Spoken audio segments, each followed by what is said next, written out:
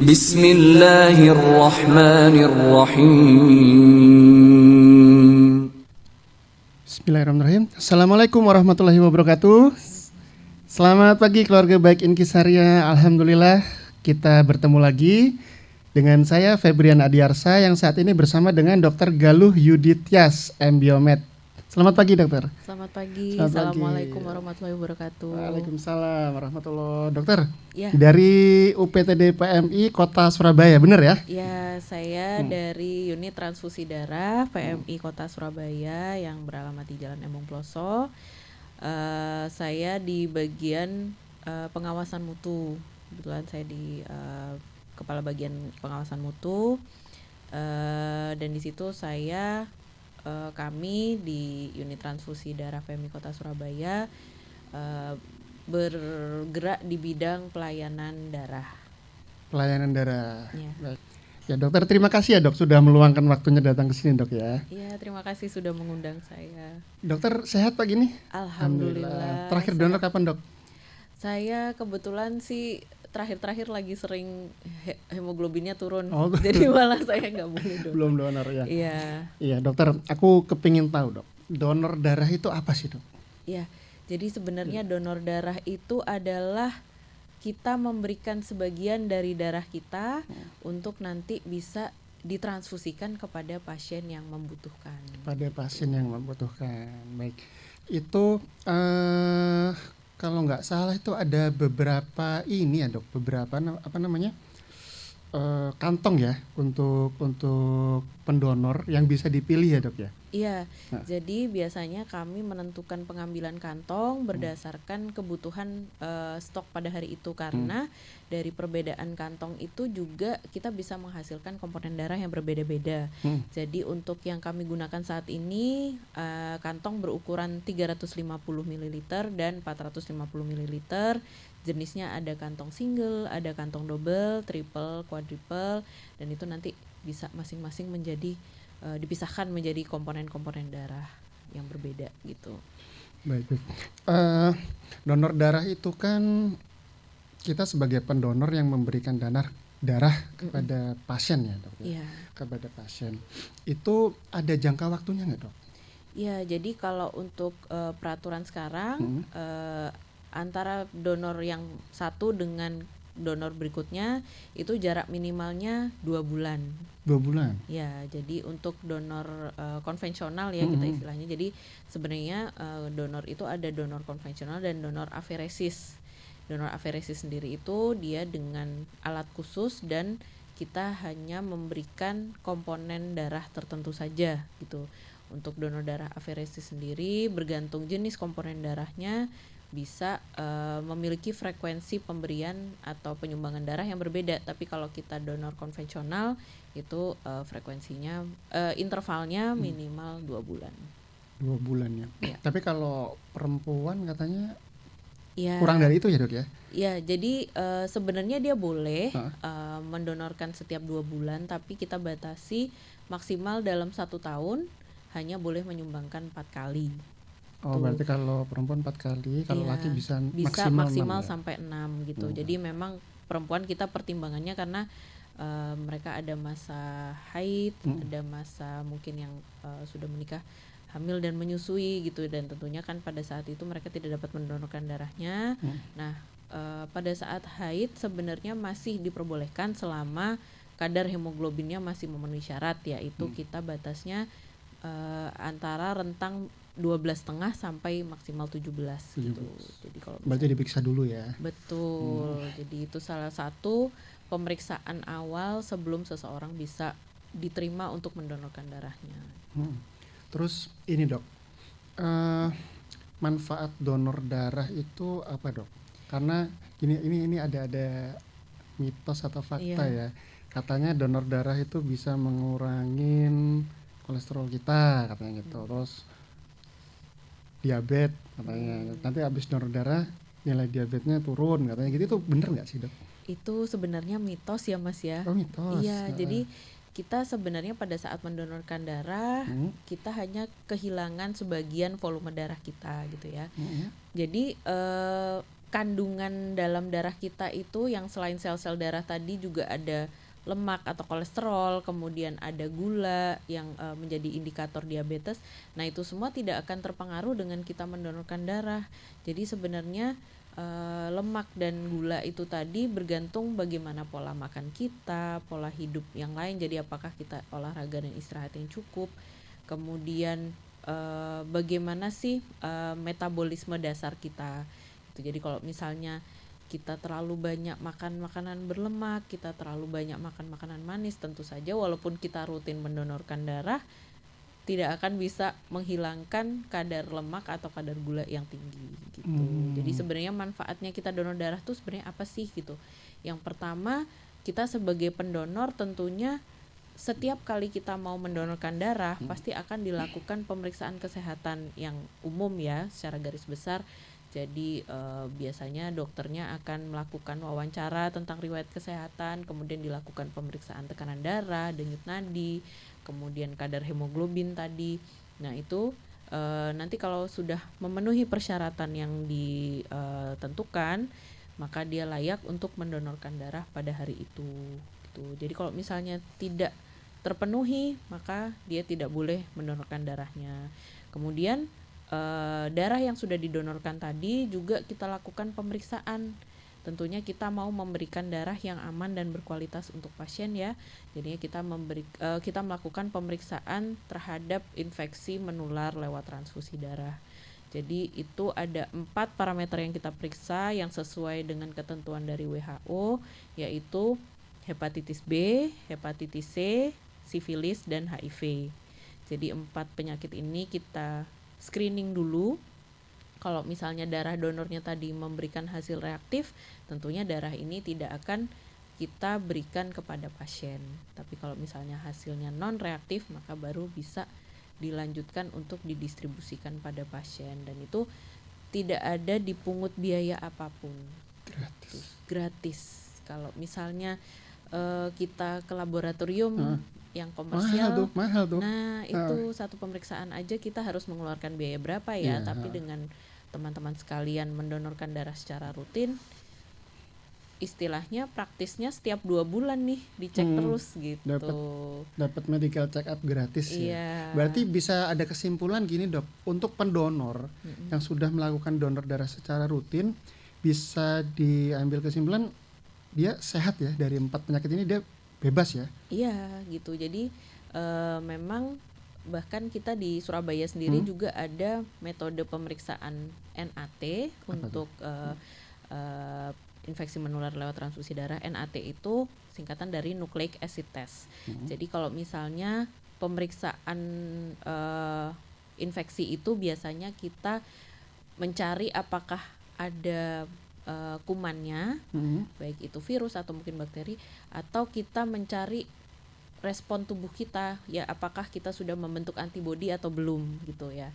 Karena kalau misalnya kita kemasukan infeksi kan kita pasti akan membentuk antibodi. Nah itu dari NAT ini dia akan langsung mencari si bagian dari virusnya itu. Jadi sesuai namanya nucleic acid, dia mencari materi DNA atau RNA dari kuman yang masuk ke dalam tubuh. Jadi kita kelebihannya pemeriksaan NAT itu bisa memotong periode jendela. Jadi mungkin teman-teman pernah dengar istilah periode jendela, itu sebenarnya mulai dari masa inkubasi sampai timbulnya gejala gitu. Jadi bisa jadi mungkin sebenarnya kita sudah terinfeksi tapi belum tertangkap oleh pemeriksaan. Nah, dengan pemeriksaan NAT ini kita bisa memotong masa jendela yang rata-rata kalau infeksi itu ada yang sampai 3 bulan, ada yang 6 bulan, bahkan kalau infeksi HIV itu bisa sampai beberapa tahun itu kita nggak tahu bahwa dia menderita AIDS gitu ya. Karena prosesnya mulai dari dia terinfeksi sampai bisa HIV positif itu kadang ada yang 6 bulan, ada yang 1 tahun gitu ya. Kemudian perjalanan menuju AIDS-nya itu sampai muncul gejalanya itu bisa lama sekali gitu. Jadi dengan pemeriksaan NAT ini kita bisa memotong menjadi hanya hitungan hari.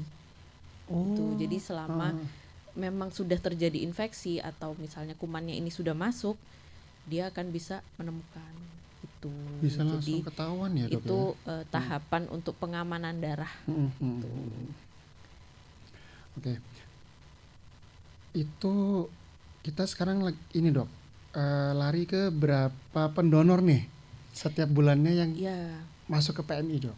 kalau PMI Surabaya sendiri kita rata-rata sih sebulan alhamdulillah ya sudah mulai meningkat sejak dibandingkan masa pandemi Pandemi, kemarin. oh iya, itu sepi Waktu banget itu tuh ya. sempat sepi banget. Sekarang kita sudah kembali ke rata-rata antara 11.000 sampai 12.000 per bulan. Jadi 12.000 per bulan. karena sehari kita bisa dapat antara 300 sampai 400. Alhamdulillah, banyak Itu ya, Dok. alhamdulillah warga Jawa Timur atau Surabaya ini sangat-sangat antusias dalam mendonorkan darahnya. Bahkan mereka seringkali nih misalnya karena satu dan lain hal mereka tidak boleh mendonorkan darahnya dulu, misalnya entah tensinya terlalu tinggi atau hemoglobinnya tidak masuk range yang diterima. Jadi kita sarankan ditunda dulu, itu biasanya mereka kecewanya luar biasa. Ya Allah, saya sudah nunggu-nunggu nih waktunya saya donor kok ternyata nggak bisa hari ini gitu. Jadi tapi tentunya kami biasanya kalau menolak itu karena untuk pertimbangan keselamatan pendonornya gitu ya. Jadi tapi intinya sih orang Surabaya ini sangat-sangat antusias dan sangat-sangat semangat untuk mendonorkan darahnya. Alhamdulillah. Ya. Jadi kalau ditolak itu bukan karena nggak cinta ya, tapi justru karena sayang ya, Dok, ya, demi Iya, keselamatan betul. bersama ya, Dokter ya. Iya. Itu 11.000 sebulan ya, Dok ya. Bisa sampai 11 sampai 13.000. Tadi dokter sampaikan tadi ada masa-masanya di mana pendonor itu tidak melakukan donor darah. Salah satunya musim hujan ya, Dok ya. Iya, Musim hujan itu bisa mempengaruhi ya. bisa. Jadi sebenarnya banyak sekali faktor ya. Kadang dalam setahun itu misalnya pas lagi bulan puasa itu kadang-kadang menurun nih jumlah donornya. Makanya biasanya kita antisipasinya dengan waktu jam tutupnya kita malam kan. Biasanya kita kan tutup jam 9 nih. Khusus bulan puasa kita tutup sampai jam 10 gitu. Jadi karena kan biasanya nih yang donor kalau misalnya puasa takut lemes, nah itu biasanya kita sarankan kembalilah setelah berbuka. Jadi biasanya abis tarawih nih baru pada rame yang datang donor, biasanya di atas jam 8 gitu baru rame gitu. Oh, jam 9 ya tutupnya. Aku kira 24 jam. Dulu memang kita pernah 24 jam, tapi seiring dengan berjalannya waktu setelah evaluasi ternyata justru di atas jam-jam, jadi istilahnya di jam-jam Jam di atas malam itu ya. di atas Sepi. tengah malam itu selain sepi kadang yang datang juga yang aneh-aneh gitu sih. Jadi demi keselamatan petugas kami juga gitu, akhirnya kami putuskan untuk sampai kami batasi jam operasionalnya. Dimaksimalkan gitu. Mungkin ya, Dok ya, sampai Betul. jam 9 ya. Iya. Itu. Dan kalau misalnya musim hujan seperti pada saat-saat sekarang ini yang sudah mulai hujan, karena kadang kan mungkin orang-orang datangnya setelah pulang kerja, padahal justru pas sore-sore ini kita lagi sering hujan gitu ya. Jadi akhirnya jumlah pendonornya menurun nih, kebetulan lagi kelihatan sepi gitu. Makanya kalau boleh di kesempatan ini saya pengen mengajak teman-teman semua yang memang sudah pendonor rutin ataupun bahkan yang masih belum pernah donor, boleh datang ke UTD PMI Kota Surabaya di Jalan Embong Ploso nomor 7-15 untuk mendonorkan darahnya. Jadi di musim hujan itu banyak berkurang ya, Dokter ya? Iya, lumayan. Ayo teman-teman keluarga baik Inkisaria, kita rame-rame donor darah ya, Dokter ya. Untuk menyelamatkan sesama loh. Ingat, sedekah itu nggak hanya melalui harta, tapi lewat darah kita juga bisa ya, Dokter ya. Betul sekali. Insya Allah kayak gitu. Terus Dok, dari satu bag itu ada nggak sih darah yang kebuang sia-sia, Dok? Ya, jadi memang tadi kita menggunakan berbagai macam bag yang bisa menjadi beberapa komponen darah, antara lain pack red cell atau sel darah merah pekat, kemudian ada trombosit pekat, kemudian ada produk plasma juga. Nah, Jadi fungsinya beda-beda ya tentunya. Kalau sel darah merah itu yang sebagaimana kita ketahui dia fungsinya membawa nutrisi, membawa oksigen gitu ya. Dan biasanya dibutuhkan oleh pasien-pasien yang mengalami anemia.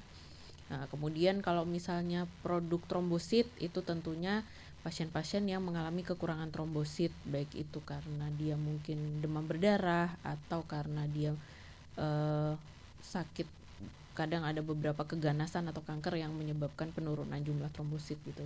Sedangkan kalau plasma ini biasanya untuk pasien-pasien yang butuh faktor-faktor pembekuan. Jadi ada mungkin di antara teman-teman saudara-saudara kita yang produksi faktor pembekuannya terganggu. Nah, itu contohnya antara lain seperti pasien hemofilia. Itu dia akan membutuhkan faktor pembekuan dari luar. Nah, itu yang biasanya penggunaan produk plasmanya. Tapi permintaannya tidak sebanyak produk yang lain. Jadi seringkali produk plasma ini terbuang gitu. Jadi memang kita sedang mengupayakan bagaimana supaya produk plasma ini nanti bisa dimanfaatkan. Jadi kedepannya memang kita tidak hanya di UTD Surabaya saja, tapi juga di UTD PMI di seluruh Indonesia sedang berupaya untuk bisa kita kedepannya bisa memanfaatkan plasma ini, karena kita mungkin yang pernah tahu kalau produk plasma seperti albumin atau yang tadi faktor pembekuan rekombinan itu untuk pasien-pasien hemofilia, kemudian ada pasien penyakit liver itu yang membutuhkan itu biasanya kita masih impor. Dan kita harapannya ke depan produk plasma dari UTD ini bisa dikumpulkan untuk dijadikan produk di tempat kita, di negara kita sendiri gitu. Jadi tentunya dengan harapan bisa menekan biaya untuk pasien seperti itu. Itu sih. Jadi yang memang untuk saat ini masih belum bisa termanfaatkan secara maksimal. Belum maksimal untuk plasmanya ya, tapi untuk yang lainnya insya Allah sudah bahkan sampai kurang-kurang ya, kurang-kurang ya? Terutama yang sel darah merah itu sangat banyak permintaannya. Sel darah merah itu yang nomor 1 ya dok ya? Iya, yang paling banyak pemakaiannya itu produk sel darah merah. Jadi sel darah merah pekat itu karena kasus anemia tuh cukup banyak ya ternyata. Jadi baik dari mungkin kehilangan darahnya karena operasi atau karena dia penyakit yang lain yang menyebabkan produksi sel darah merahnya menurun itu. Jadi permintaan paling banyak saat ini sih produk sel darah merah pekat itu, packed red cell. Ya, dok. Jadi donor darah itu selain sehat buat kita, bisa menyelamatkan nyawa saudara kita, juga pastinya bisa memberikan manfaat yang luar biasa juga ya untuk negara kita dok ya. Insya yang Allah, untuk memaksimalkan plasma tadi ya dok ya. Betul. Dok, aku mikir gini dok, donor darah terus sampai puluhan kali, bahkan sampai ada yang 100 kali, itu ada rewardnya nggak sih? Iya, Dari jadi kalau PMI itu? Kalau dari PMI sendiri, UTD PMI itu kita ada beberapa kali penghargaan untuk para pendonor yang rutin gitu. Jadi ada penghargaannya? Betul. Jadi iya, kalau iya. misalnya yang Seru. sudah 50 kali itu akan diberikan penghargaannya oleh wali kota.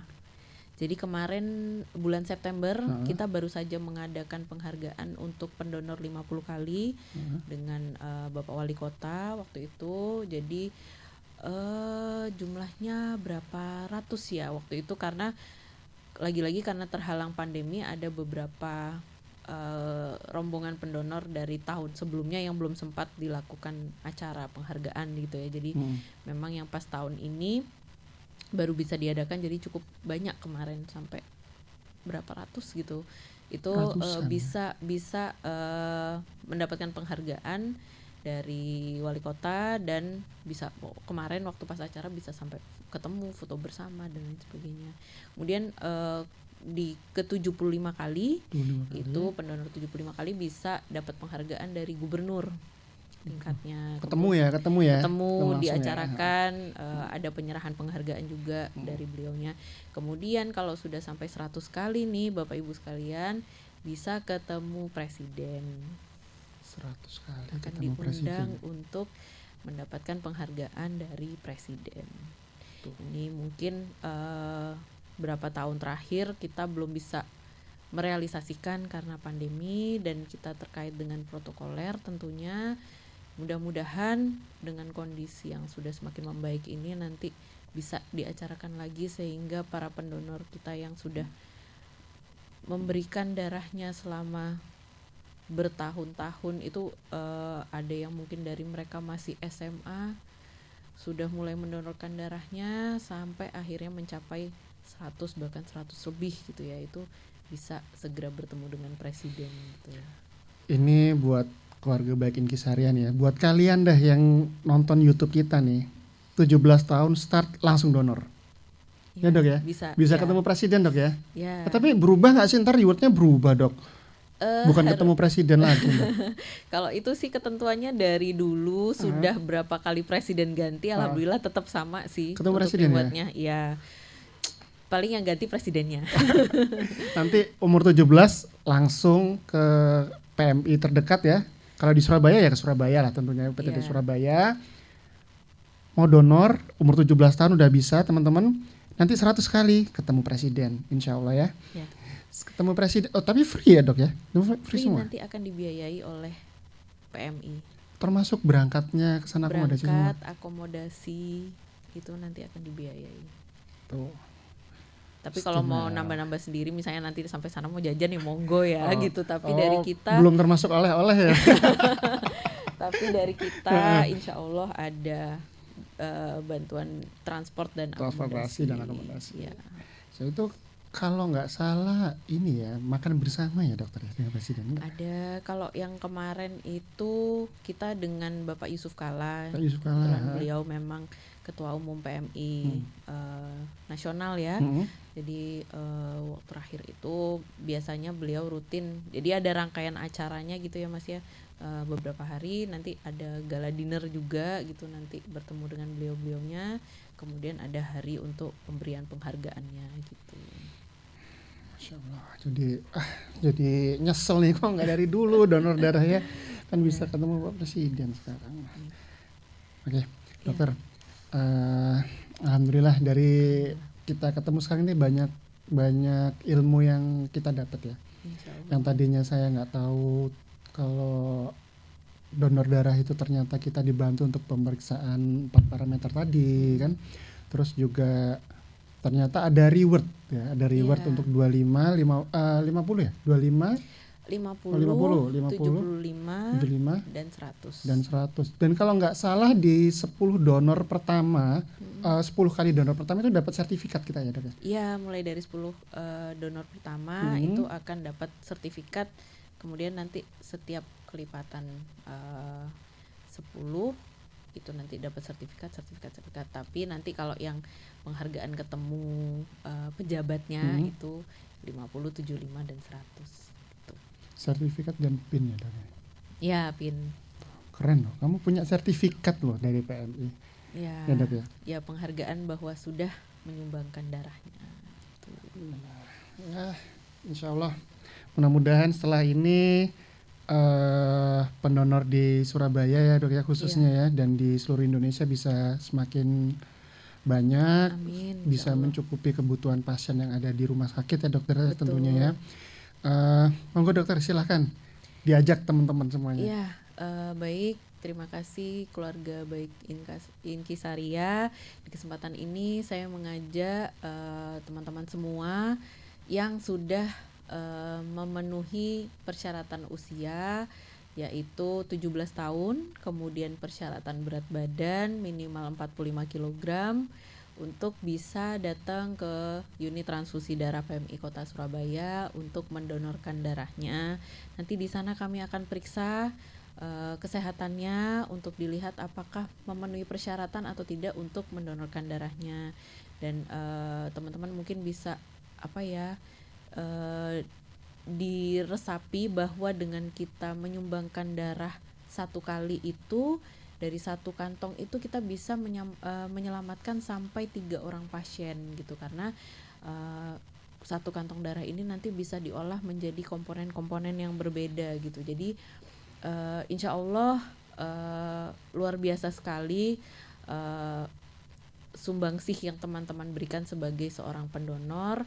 Apalagi di saat-saat sekarang ini, mungkin kalau saya boleh curhat sedikit nih Mas Febri ya, Iya, kita gimana Dok? stoknya lagi menipis untuk golongan darah O dan A. Jadi mungkin dari teman-teman sekalian yang memiliki golongan darah itu, atau mungkin malah belum tahu nih golongan darah saya sebenarnya apa, monggo datang ke PMI, nanti pasti akan kita periksa golongan darahnya apa.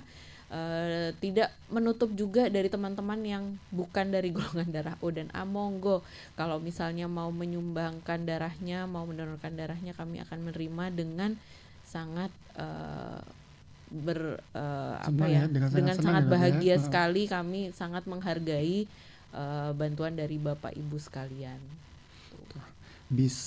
Buat yang belum tahu golongan darah bisa datang Dok ya, sekalian donor ya. Iya, Dapat kartunya ya kalau nggak salah Dok ya, kartu betul. donor darah ya. Iya, Kartu jadi donor darah, kartu golongan darah. ya, jadi nanti ada kartu anggota juga, ada nomor registernya pendonor, kemudian juga kartu hasil pemeriksaan golongan darahnya. Jadi nanti kita tahu akhirnya, mungkin selama ini bahkan teman-teman yang sudah usia di atas 17 ya mungkin bikin SIM, bikin KTP, tapi nggak pernah tahu sebenarnya golongan darahnya apa. Nah, nanti kita bisa pastikan pada saat pemeriksaan sebelum melakukan donor darah.